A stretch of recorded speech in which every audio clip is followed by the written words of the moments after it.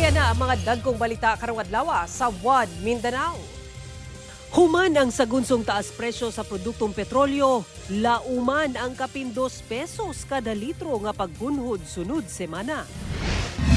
Mga bagong napili nga opisyal sa Davao City, nanumpa na.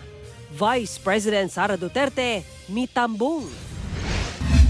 Pipila ka mga estudyante, nakuhaan og video nga buwis buhay nga mitabok og suba nga taas ang level sa tubig sa Midsalip, Zamboanga del Sur.